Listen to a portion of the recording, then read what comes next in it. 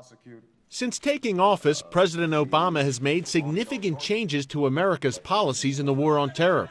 His agenda includes ordering the closure of Guantanamo Bay prison and outlawing torture of terrorism suspects. Next is reforming the CIA. Former Clinton Chief of Staff Leon Panetta will lead the change at the nation's top spy agency. But critics argue Panetta lacks intelligence experience and is too partisan for the position. Former Clinton advisor Dick Morris wrote recently that Panetta is as liberal as they come. He long ago embraced the left with the fervor of a convert and brings these values to the CIA. He added that choosing Panetta to head the CIA culminates liberals' 35-year crusade to take over the agency, humble its operatives, and rein in its operations. Critics say the left's war against the CIA began in the 1970s. After Vietnam, secret assassination plots, and domestic spying, Democrats in Congress investigated the agency closely. They declared the need for openness over secrecy and dealing with unsavory intelligence contacts. Conservatives say these liberal attacks eventually gutted the agency.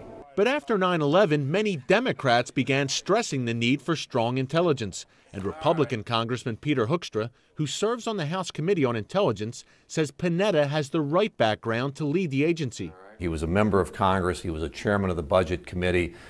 He was the chief of staff to the President of the United States, meaning that he has sat in on intel briefings.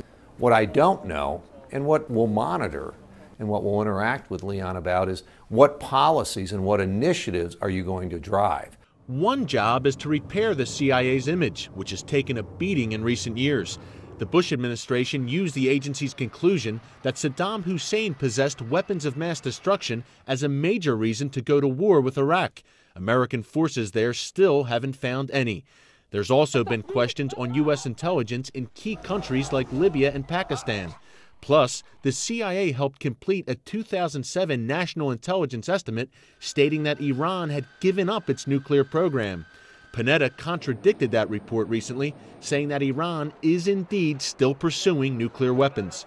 That was quite possibly the worst intelligence estimate, anyway, the part of it that was made public, that I've ever seen or know anything about. It was extraordinarily misleading. Hoekstra believes the Iran findings were part of a CIA campaign to undermine President Bush. I think it's become very politicized. Almost every program that we put in place, or that the Bush administration put in place to combat and conduct the war on terror, leaked and became public. I think a lot of this stuff came out of the CIA.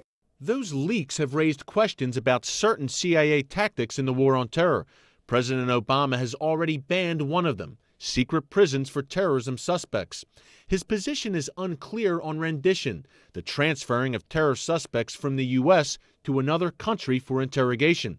He has banned waterboarding. One shouldn't go back and say, those of you CIA officers who followed orders and did waterboarding on Khalid Sheikh Mohammed, now you are criminals. James Woolsey was CIA director under President Clinton. What the CIA did, it did under the direction and authority and written authority of the President and the Justice Department, and I believe the interrogation procedures and so forth were briefed to at least the leadership of the Congressional Oversight Committees. Woolsey believes mind games and psychological tactics are more effective than physical torture, but that the CIA should be able to use techniques that some on the left have condemned. Anybody asks the question, would you take the leader of the 9/11 attacks and play loud rock music until he said, just stop, stop, stop, I'll tell you everything? You know, I'm comfortable with doing that.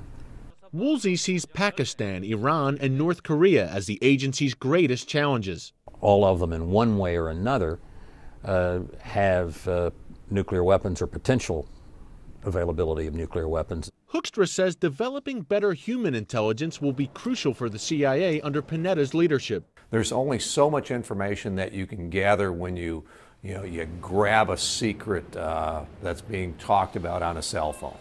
That you're taking a picture from space. Those things only tell you so much information. You need a person sitting or around the table in the inner circle to give you the real insights as to what's going on with these people and these groups that may want to harm America. One unresolved issue for the Obama administration is what it will do with the 245 prisoners still at Guantanamo Bay once the prison closes. There's also questions about how to interrogate terrorism suspects. The Obama administration has been adamant that it opposes torture, but not everyone agrees on what exactly crosses the line. Eric Stakelbeck, CBN News, Washington.